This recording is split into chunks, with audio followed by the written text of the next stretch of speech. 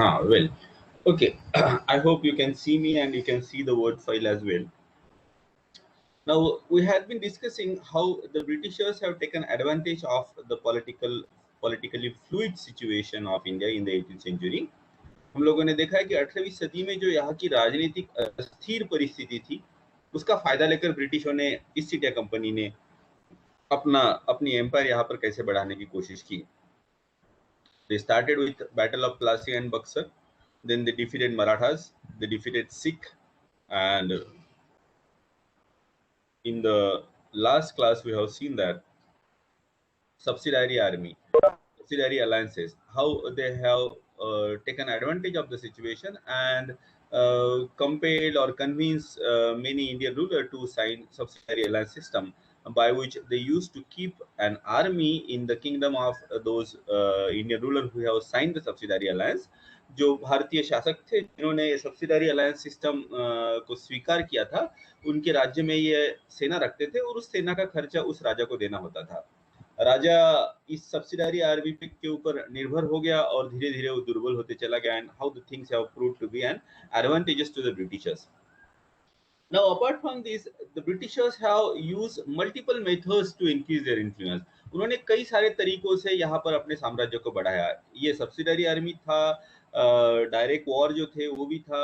उसके अलावा हम लोग आगे देखेंगे नेक्स्ट क्लास में कि डॉक्ट्रिन ऑफ लैप्स उन्होंने लाया था. डॉक्ट्रिन ऑफ लैप्स का मतलब ये होता है कि कोई राजा की मृत्यु हो जाती है और उसका कोई बेटा अगर नहीं होता है तो आमतौर पे वो जो राज्य होता था वो ब्रिटिशों के साम्राज्य में विलीन हो जाता था, लैप्स हो जाता था, क्योंकि ब्रिटिश इस तरीके का स्टैंड लेते थे कि जो भी ये राजा महाराजा है इनमें से ये सब हमने उनको राज्य दिया है. तो उसमें क्या कॉम्प्लिकेशंस थे, किस तरीके से ब्रिटिशों ने अपनी जबरदस्ती भारतीय राजा के ऊपर थोपी, ये हम लोग नेक्स्ट क्लास में पढ़ेंगे.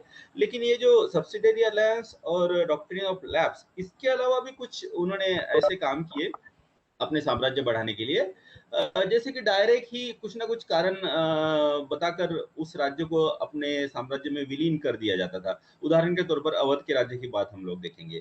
कुछ जगह पर उन्होंने क्या किया, लड़ाई, सब्सिडरी अलायंस और विलीनीकरण, ये तीनों का मिला जुला के उन्होंने इस्तेमाल करने की कोशिश की, जैसे कि हम लोग सिंध के बारे में देखेंगे.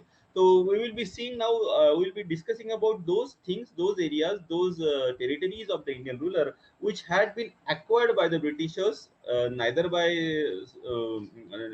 not by doctrine of lapse, but by directly assimilating those areas by just stating the reason of maladministration or by directly attacking those territories. So let us start with Awadh.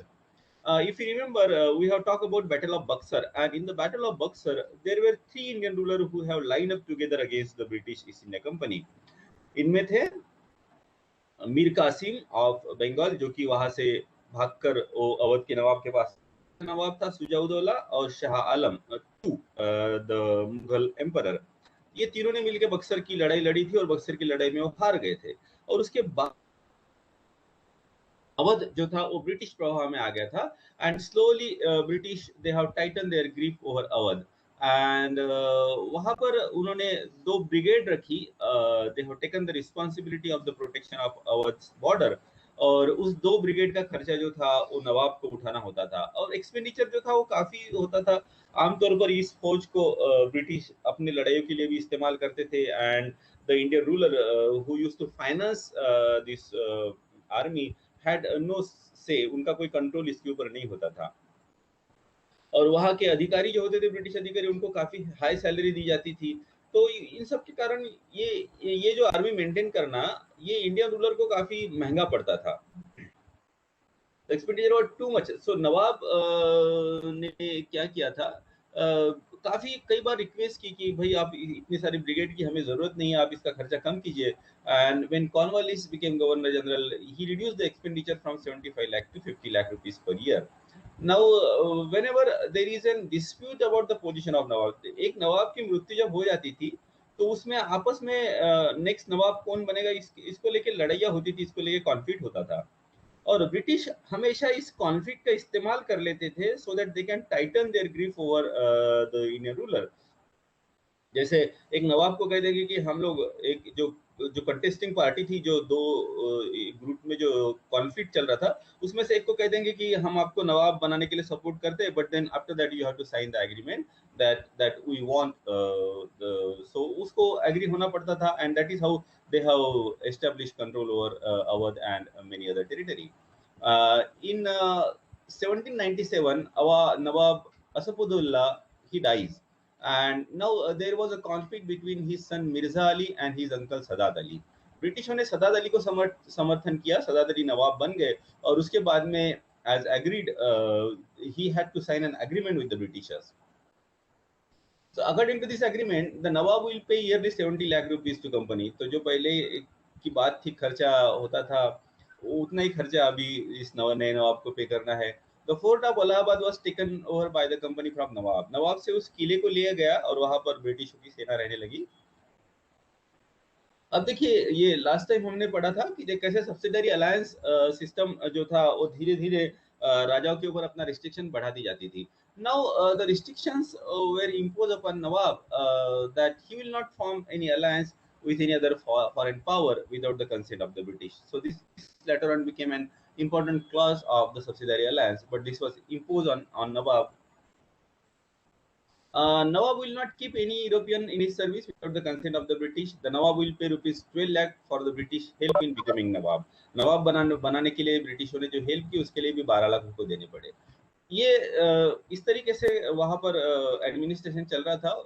Lord Wellesley जब भारत में आए as a governor general, we have seen that his subsidiary alliance system which he implemented very strictly and very judiciously to the benefit of the East India Company, and he was an imperialist. वो हमेशा ब्रिटिशों की empire कैसे बढ़े इसके बारे में कोशिश करते रहते थे.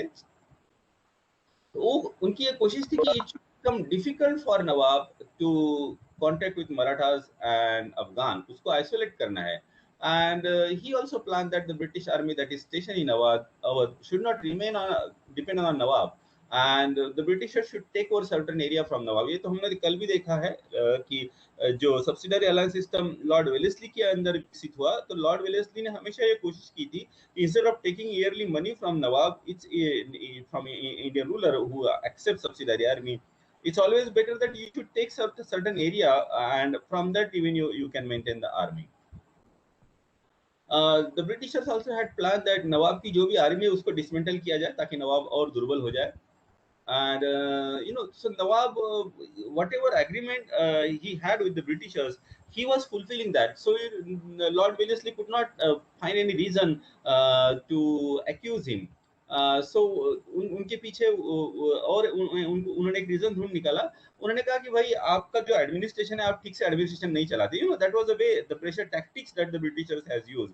आप एडमिनिस्ट्रेशन ठीक से नहीं चला सकते, इसलिए आपको हटा दिया जाएगा, किसी और को नवाब बना दिया जाएगा, and that is for the beneficiary of the people.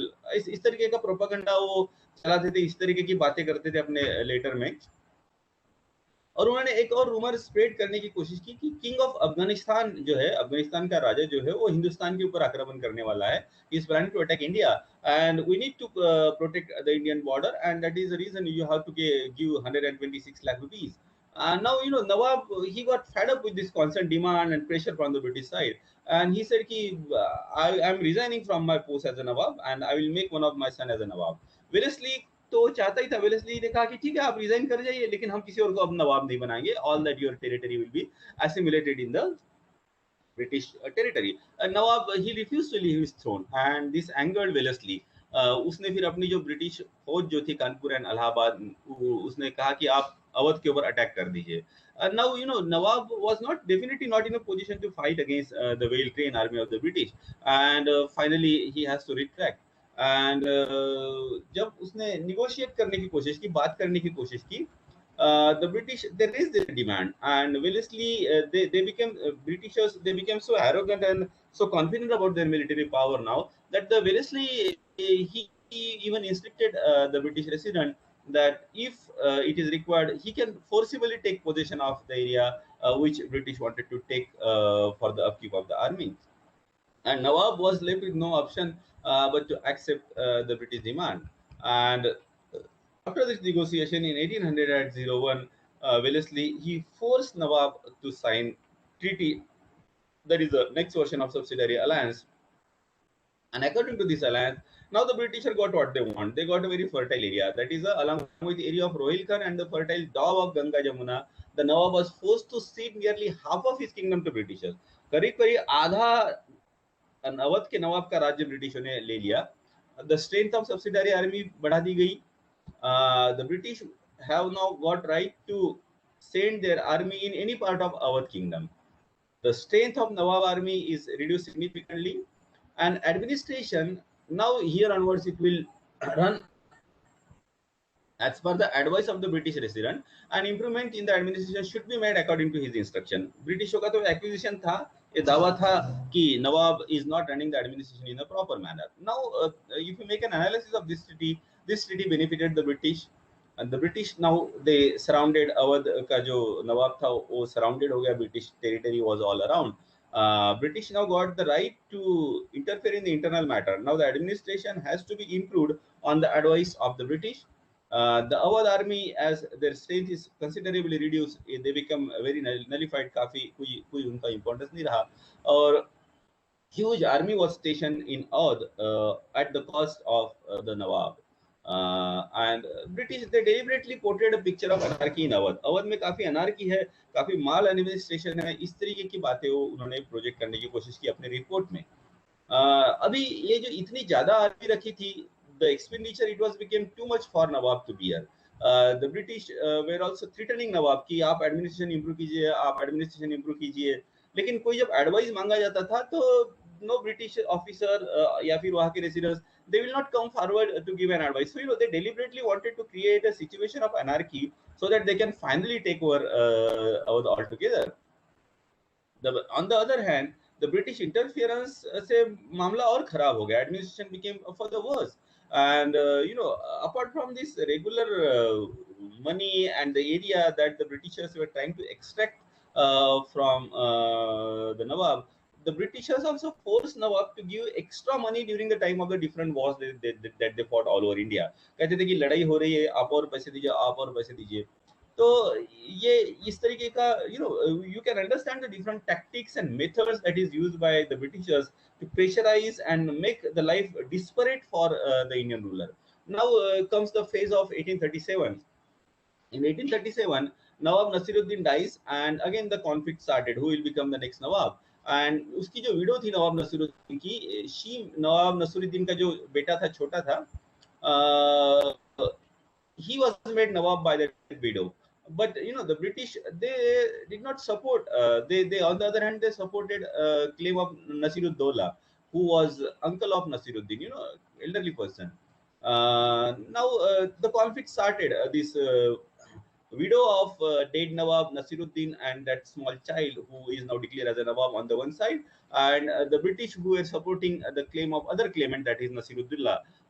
And the Britishers they even attack the palace, and in the conflict some of the soldiers, Begum soldiers, they died.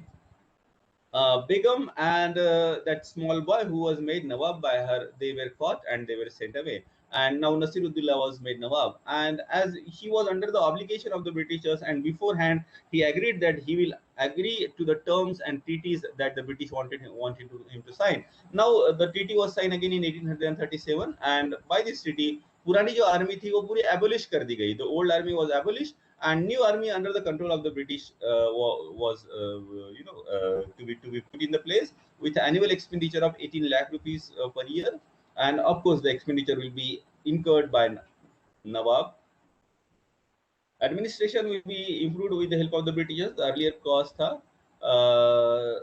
the British will have right to appoint a British officer to look after the administration, and all these expenses will be done from the revenue, and if anything remain after the expenditure, that will be deposited in the state treasury. Now after this, as this was put in place in 1837, after that the Britishers they got quite busy with the problems of Sindh and Punjab. Punjab we have already studied. In 1839 Ranjit Singh dies, and then after that the British intervention started, and the Punjab kingdom became extinct in 1849. And during this phase, 1837 to 1849, apart from their entanglement in the Punjab affair, British Sindh के ऊपर भी अपना प्रभुत्व जमाने की कोशिश कर रहे थे। तो जैसे ही थोड़ा सा उनको ब्रीथिंग स्पेस मिली, फर्स्ट एंग्लो सिख वॉर खत्म हो गया। 1847 में दे थ्रेटन नवाब वजीद अली शाह, उस समय जो नवाब थे अवध के, उनको कहा कि भाई आपने अगर अभी एडमिनिस्ट्रेशन इंप्रूव नहीं किया तो we will take action against you. And जब लॉर्ड डलहौसी इंडिया में आए next year 1848, he was of course an imperialist, and at the time of coming itself he said that extinction of the Indian ruler is just a matter of time। भारतीय शासकों का समाप्त होना ये अभी केवल समय की बात है, धीरे धीरे उनको समाप्त होना ही है। He was an imperialist and always looking for an opportunity to extend the empire। And 1848 तक उन्होंने, ब्रिटिशों ने अवध को जितना एक्सप्लॉइट कर सकते थे, जितना नवाब को प्रेशराइज करके पैसे निकाल सकते थे, जितना अवध के भरोसे पे अपनी फौज खड़ी कर सकते थे, वो सारा कुछ उन्होंने कर लिया था।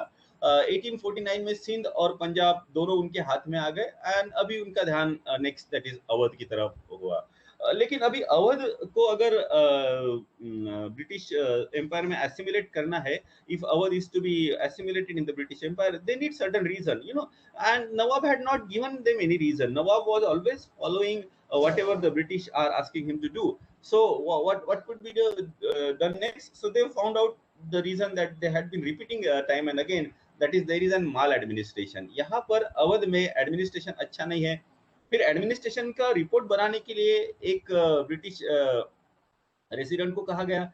ब्रिटिश रेसिडेंट जो थे स्लीमन, उसने एडमिनिस्ट्रेशन के ऊपर रिपोर्ट बनाई। तो आप समझ सकते हैं, you can understand that what kind of report it was. So he said there is an mal administration in Awadh, पूरा एडमिनिस्ट्रेशन यहाँ पर खराब हो गया है, there is a total anarchy. और उसने एक बात ये भी कह दी कि यहाँ पर के जो लोग हैं, सामान्य जनता जो है, they want that the British rule should come. And ये इंपीरियलिस्ट थे डलहौसी, वो इस बात पे विश्वास भी करते थे कि ये भारतीय राजा महाराजा तो आलसी है, लोगों का शोषण करते हैं, तो भारतीय लोगों के लिए सबसे अच्छा प्रशासन व्यवस्था कौन सी हो सकती है? वो हो सकती है ब्रिटिशों की प्रशासन व्यवस्था। और वही बात यहाँ पर स्लीमन ने अपनी रिपोर्ट में लिख दी। और 1856 में जो वजीद अली शाह थे, उनको फोर्स किया गया कि आप ये अवध का आपका जो नवाब का पद है ये समाप्त हो गया, and this is your Awadh is now merge with the British empire. And you know he was forced to retire to Kolkata। British जो थे, they behave very cruelly towards Nawab and his family। The palace was damaged and all those valuables were carried away, and the women they were even driven away from the palace। So we see all this from 1764 onward, after the Battle of Buxar, to 1856। More and for around 102 years, the Britishers they allowed the Nawab of Awadh or the Kingdom of Awadh to survive, but at what cost? They had been constantly using it, exploiting it, encroaching on the territory slowly, and when they found that the time is now ripe, now their hands are free. Even Punjab and Sindh is also conquered by them. They finish off with the Nawab in 1856, just 1 year before the Great Revolt। Now let us turn to the another conquest made by the Britishers,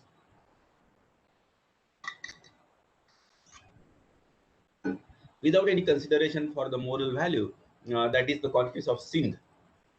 So Sindh is, you know, it's in Pakistan now. So that was a province south of Punjab, and earlier it was under Mughal। But in 1739, the Persian Emperor Nadir Shah, he attacked India and he brought it under control। But later on, Nadir Shah dies and his empire is fragmented। उसकी empire जो है टूट कर बिखर गई। तो जो अफगानिस्तान का शासक था, उसके कंट्रोल में सिंध आ गया। और at the end of 18th century, Balochistan की जो तालपुरा कम्युनिटी थी, they came and they establish their control over Sindh. तो वहां पर ये जो एक सिंगुलर एडमिनिस्ट्रेशन नहीं था ये तालपुरा कम्युनिटी के रूलर का, उनको they used to be called as Amir of Sindh. और उनके 3 स्टेशन थे, and this 3 people they used to jointly administered their own territory jointly, in the sense the whole Sindh was divided into the influence of these 3 people। पूरे सिंध को इन 3 भागों में बांट दिया था, और उसमें से भी खैरपुर का जो अमीर था उसको ज्यादा महत्व था, और उसके अलावा मीरपुर और हैदराबाद, ये 3 इंपॉर्टेंट स्टेशन थे जिनको they were collectively known as amirs of Sindh, that is Khairpur, Mirpur and Hyderabad.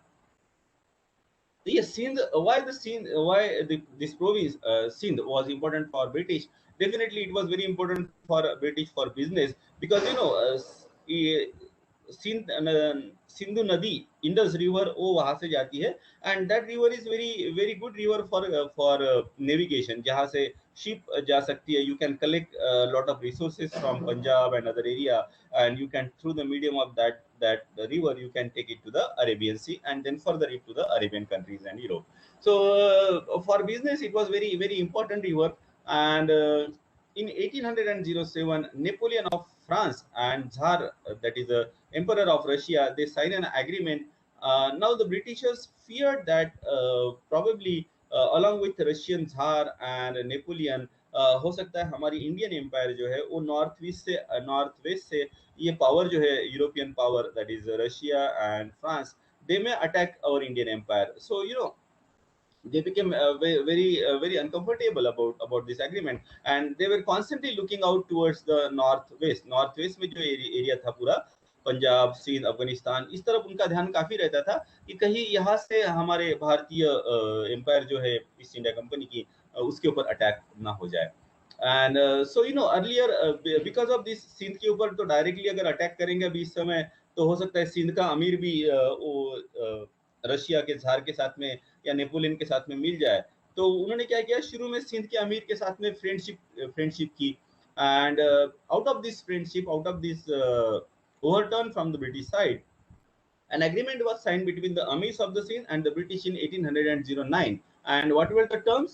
There should be a friendly relation between the British and Amir of Sindh. So you see, depending on the situation, Britishers used to become friendly, but they never followed it. When the situation changed, as we will be seeing in the case of Sindh, जैसे situation बदल गई, they became very aggressive towards Sindh. लेकिन उस समय 1809 में उनको जरूरत थी, तो they have signed this friendly agreement. And the Amir will not employ any Europeans, especially French, in their court. French का इन्फ्लुएंस भारत में ना बढ़े, इस बात को लेके ब्रिटिशर्स काफी सजग थे. They were very cautious about that, and they will allow each other citizens to stay in their kingdom. एंड ये जो एग्रीमेंट थी 1809 की, इसको रिन्यू कर दिया गया दोबारा 1820 में. लेकिन उससे पहले ही the Britishers they were looking for an opportunity to get into area of Sindh or somehow increase their influence.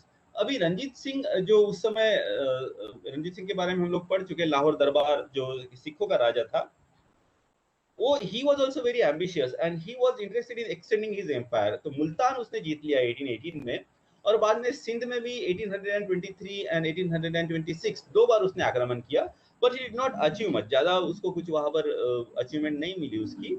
And ये जो बात थी रंजीत सिंह की सिंध के ऊपर आक्रमण करने की, ये obviously it was not like by the Britishers, because they themselves were interested in establishing their control over Sindh, and they wanted to make use of Indus for trade with Central Asia. And now, again in 1828, an agreement was signed between Russia and Iran, again a Central Asian country, Iran and Russia. Now, this has further created fear in the mind of the Britishers. Sindh was, they thought it is quite important for the protection of the British Empire in India. And they again tried that the Indus River should be made open for trade. Now, how this can be done? So, they wanted to create an antagonism between the Amir of Sindh and Ranjit Singh. On the other hand, Ranjit Singh was already ambitious, so already Ranjit Singh के बारे में सिंध के अमीरों के मन में एक डर उन्होंने पैदा किया था. बाद में एक घटना हो गई, इंग्लैंड के राजा ने रंजीत सिंह के लिए कुछ घोड़े भेजे. He sent some horses as a gift for Ranjit Singh, and the Britishers, how that is to be taken to Ranjit Singh, it could have taken they could have taken it by the way of the land, through their territory and then up to the Punjab border. But what they have done is they asked to the Amir of Sindh, as these horses came from England, we want to take them through ship to Indus River to Punjab. And as Amir did not agree for this matter was reported to Ranjit Singh, and Ranjit Singh became quite angry, and then he wrote a very strong worded letter to Amir, and finally Amir has to agree, okay, let the Britishers take those horses. Now, when the Britishers, they took these horses through Sindh River, one of the Baluch person, that is from Sindh, he observed that, that observation is noted. He observed that, oh, as the Britishers have seen Sindh now Sindh has gone. So everybody was aware of the attitude and the mentality of the Britishers, that they will come as a trader, they will come as a friend, they will study the situation, and slowly they will capture the whole territory. So that was the intention of the Britishers. Obviously, once they got permission to take the horses through Sindh River, they traveled slowly and they have observed the whole area, they have observed the situation, they have observed the political situation, and now they thought that now is the time we can take on the Amirs of Sindh. Now in 1832, immediately they started pressurizing Amir of Sindh to sign an agreement, and Amir was forced to sign this agreement under pressure in 1832. And now the roads in Sindh and Sindhu River was made open to the British citizens. So what was being happen in the rest of the India. They come as a trader, they saw the situation, and then they became the political master. Same thing on the shorter scale was being now repeated in Sindh. Now Sindh was made open to the British citizen for business. The British, but they were still cautious, and Amir was still holding some territory. The British will not be allowed to take any army or weapon through this. No army or no weapon will be taken. And the British merchant, they can come do business, but they will not be allowed to settle in Sindh. So the Amir were quite aware that these people are very clever.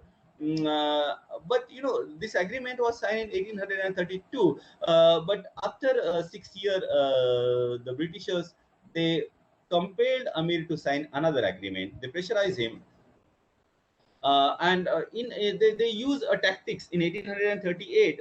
There was an already antagonism between Ranjit Singh and Amir. So they convinced Amir को उन्होंने convince किया कि Ranjit Singh is now planning to attack Sindh, और अगर आप हमारी बात नहीं मानते हैं तो we will allow Ranjit Singh to attack you. Amir thought that it is friendship with the Britishers, that is one of the important factor that Ranjit Singh is not attacking Sindh, and that is how the Britishers try to project it to Amir of Sindh. वो कहते थे कि हम आपके साथ में है ना, इसलिए Ranjit Singh is not daring to attack your territory. Otherwise, he could just finish you off. He is having a stronger army. And now in 1838, they played that card very well. They said, if you don't sign on the agreement that we want you to sign, we will allow Ranjit Singh to attack Sindh. And now they force the Amir of Sindh now agreed that the Britishers now can keep army in Sindh. So another step. First they came for business. Now they brought their army. And though Amir was not willing, but he was threatened that Ranjit Singh will be allowed to invade Sindh. And finally, the Amir gave in, and the treaty was signed. So according to this treaty, the conflict between Amir and Ranjit Singh will be resolved through the British. So they played that card very well. That if you want protection from Ranjit Singh, you have to become our friend. And one British representative will be stationed at Hyderabad. Please remember that this Hyderabad is which is in Pakistan now. Hyderabad is Sindh, not Hyderabad in southern part of India, which is in India. One British representative will be stationed at Hyderabad, and he will have freedom to move around in Sindh along with as many companions as he wants. So they got very important freedom now. The army will be there, and they can move around. Now, next step came. See, in 1838, they convinced to Amir that if you don't agree with our terms, we will allow Ranjit Singh to attack you. Let us be friends. And now, immediately in the same year, they signed a three-party agreement. And what was this three-party agreement? I will tell you now. Shah Shuja, the ruler of Afghanistan, there was a revolt against him in Afghanistan, and he has to run away. He ran away and he took shelter with the Britishers, and he requested Britishers that you please help me in becoming the ruler of Afghanistan once again. But the Britishers had problem. There was no direct land connection Afghanistan was under the control of the East India Company. दोनों के बीच में दो territories थी, दो राज्य थे, एक था सिखों का और एक था अमीर का. Now these three people came together, that is Shah Shuja, British East India Company, and Ranjit Singh, and they had a meeting, and they thought okay, fine, we will cooperate with each other so that Shah Shuja becomes ruler of Afghanistan. Ranjit Singh also thought, okay, one friendly person, if he's the ruler of Afghanistan, that's fine. But Ranjit Singh took a stand that, okay, fine, I am willing to help you, but the British army will not march through Punjab. I will not allow the British army to travel through Punjab, because he knew the reason that if the British army marches, they will see it, every situation, and we are not sure when they will use it to their disadvantage and finish off my kingdom. So now what can be done? Now they found out this poor fellow, that is Amirs of Sindh, who were not organized, who did not had a strong army. So without taking into confidence Amir of Sindh, these three people, that is Shah Shuja, Ranjit Singh, and the British East India Company, they sign an agreement that the Amir of Sindh will pay 25 lakh rupees to Shah Shuja. So you see, he is not there in the meeting, but but the agreement was done in which he will be, that is, three Amirs will be compelled to pay 25 lakh rupees, and the British army will take Shah Shuja with him through Sindh. So that is also, done in violation to the agreement of 1838, because in 1832. In 1832, the British agreed that we will not keep army, will not, no army will march through Sindh, but they have put all these things aside. Just a minute, was it in 1838? Well, okay, so this was again violation of their own agreement of 1832. So in three-party agreement, let me just see if anything is left. Huh. Well, okay. The Amir of Sindh was forced to give 25 lakh rupees, and the British army taking army through Sindh was violation of earlier agreement. And the Britishers, they also threatened the Amirs that you should help Shah Shuja in all the way, otherwise strict action will be taken against you. Now you know this paying of 25 lakh rupees. The Britishers justified that the Amir of Sindh were dependent of the ruler of Afghanistan, and they used to pay the yearly tribute to the ruler of Afghanistan, and that you have to pay to Shah Shuja.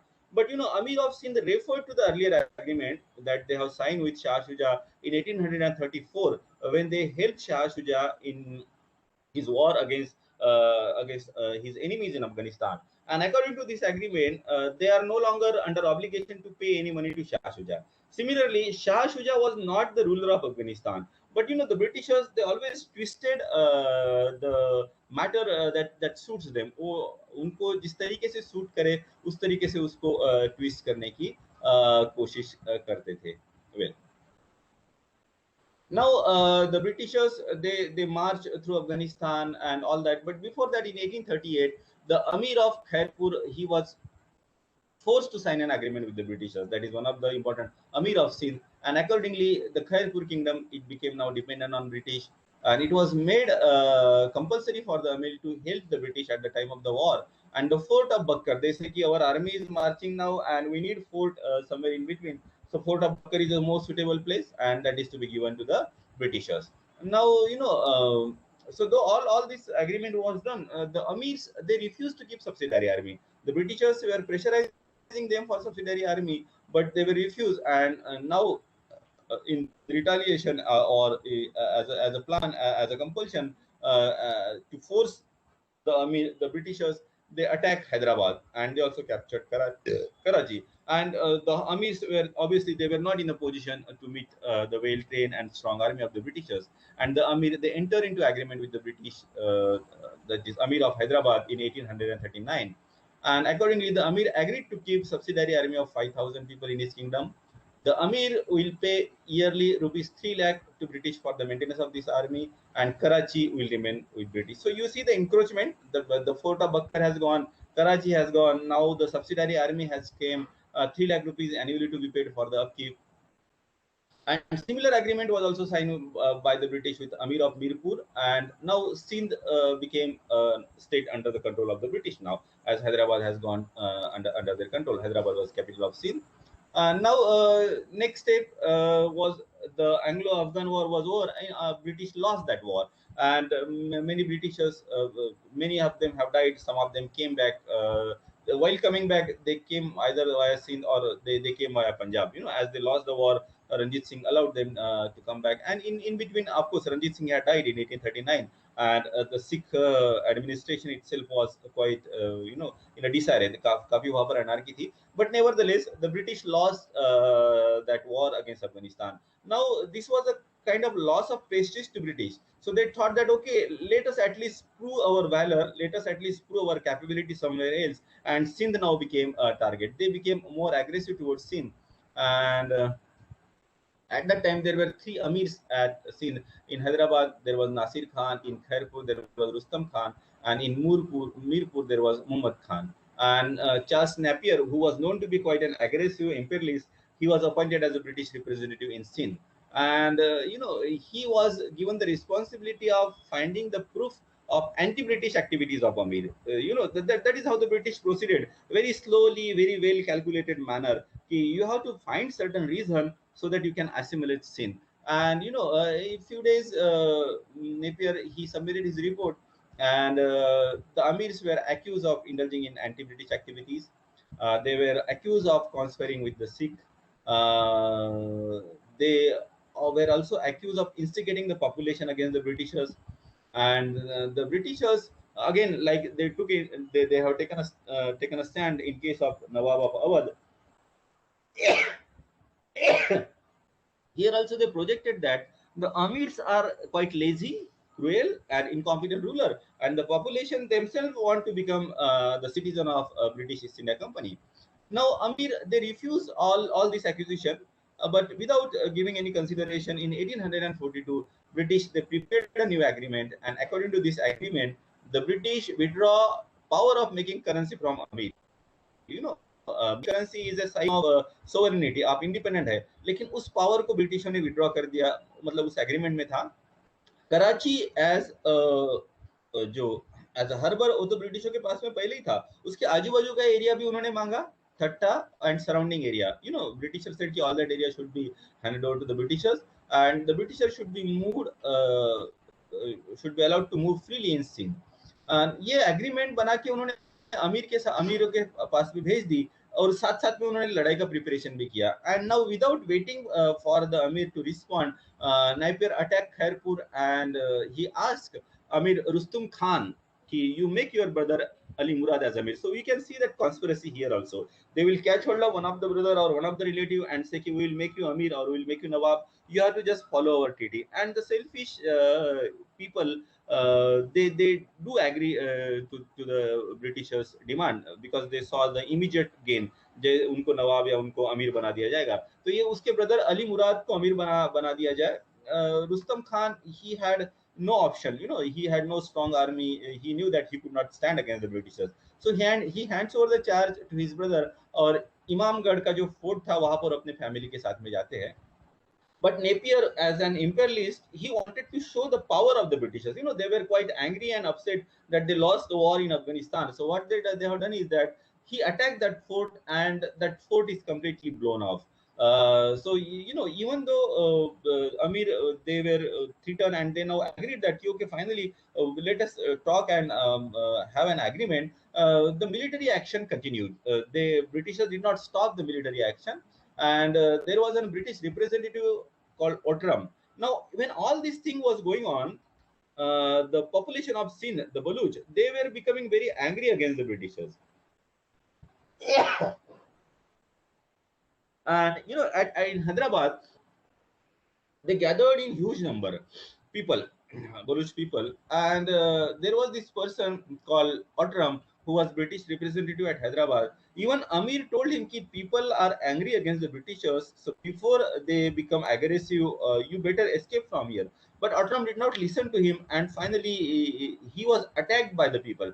Somehow he could save his life, and he goes and joins Napier. This Napier, as his action continued, he was marching towards Hyderabad, and on 17 February 1843, Napier, he attacked the Baluch army. The Baluch army of who were loyal to the Amir of Sindh.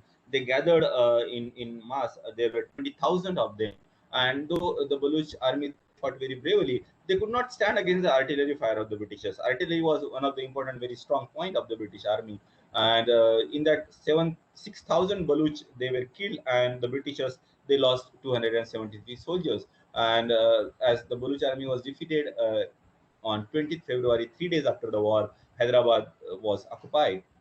Sheikh Muhammad of Mirpur was also defeated on 24th March 1843. But before that Mirpur battle, on 5th March itself, the British had declared that Sindh has now become the part of the British Empire. And now all those three amirs, some of them have run away, but they were called, they were allowed to come back, and they were pension off. They were given pension, and all their territory became the part of the territory of the British East India Company.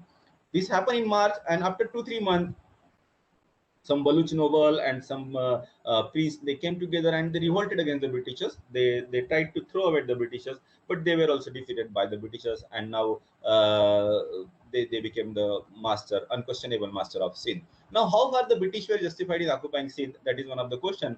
The conquest of Sindh is one of the glaring example of arrogance of the British in India. The Amir have not done anything against the Britishers, and even the British historian, they call it quite unjustified. And the British, they prepared the agreement, and without giving any time to Amir, they attacked Amir. So it was definitely an act of aggression. But history teaches us logic that it's a sin to be weak. दुर्बल होना ये बहुत बड़ा गुनाह है. आप अगर दुर्बल है तो कोई आपके ऊपर आक्रमण कर सकता है, आपकी जमीन छीन सकता है. That is one of the important lesson that we should learn from history, and this is the conquest of Sindh is a glaring example of this. Now, next, we will be talking about how the Warad region, where we stay now, Nagpur and surrounding area, not exactly Nagpur, but Varad का जो जो बाकी का area था, अमरावती वगैरह, उसको कैसे ब्रिटिशों ने अपने पास में ले लिया, this we will see now. Nizam के साथ में सब्सिडरी अलायंस ब्रिटिशों की हो गई थी, ये हमने कल देखा है, we have already seen that.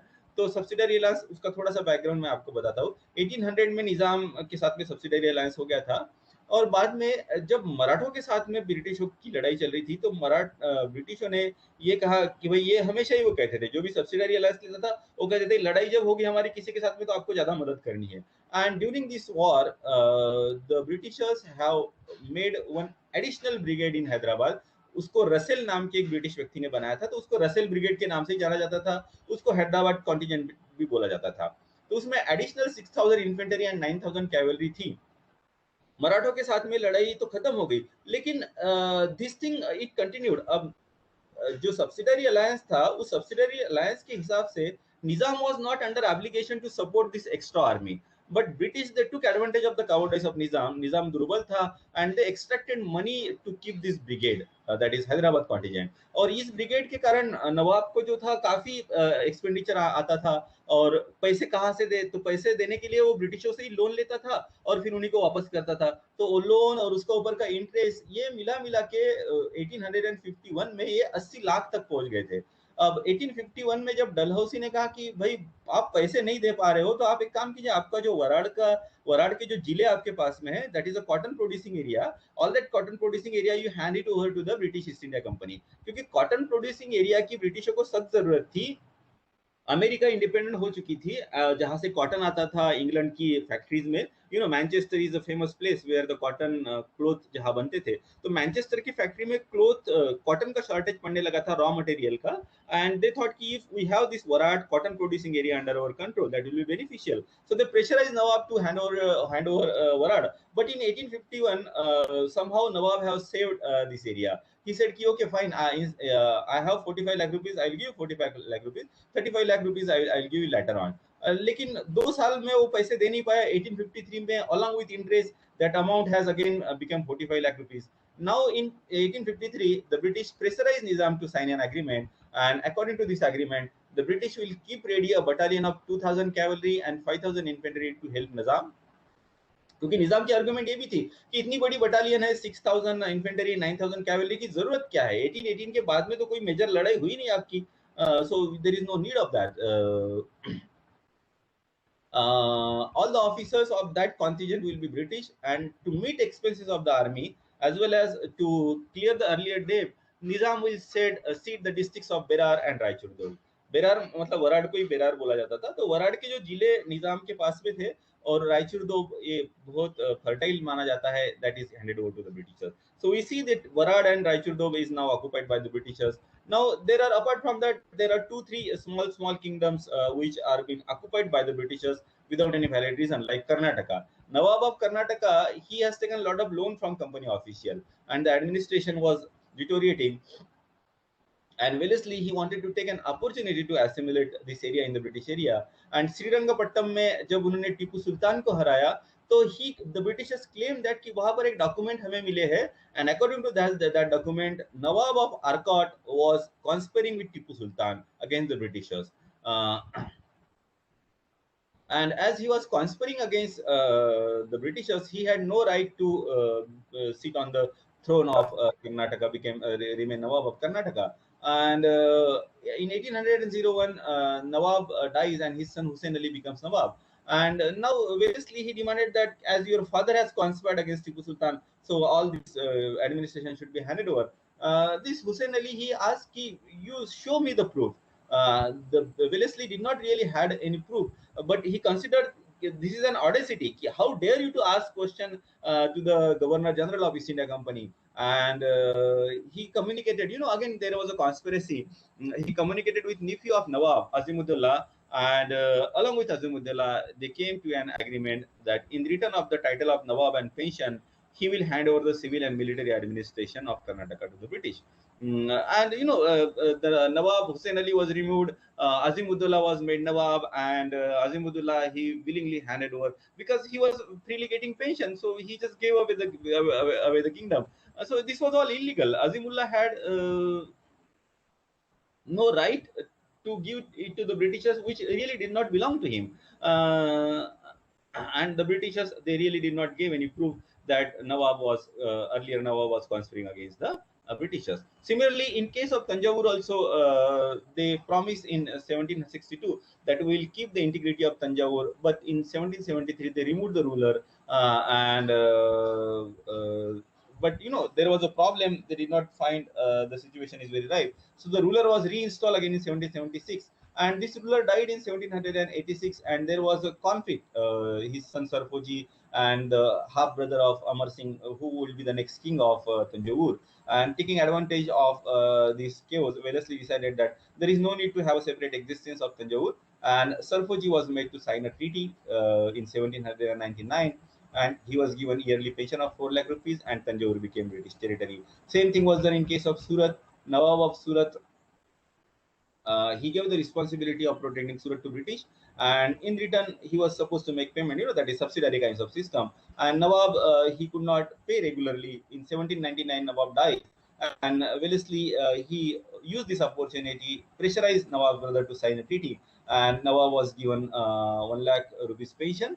And it was agreed that out of the revenue, the expenditure on the army will be deducted, and the remaining revenue, and out of the remaining revenue, 1/5 part will be only given to the Nawab, and Surat was merged with the British area. So these are the small kingdom like Karnataka, Surat, and Tanjavur. And of course the area of Warad that they have forcibly taken from the Nizam. But the main thing, they have shown their cupidity, their aggression in case of the Indian ruler, is that the Nawab of Awadh and the Amirs of Sindh.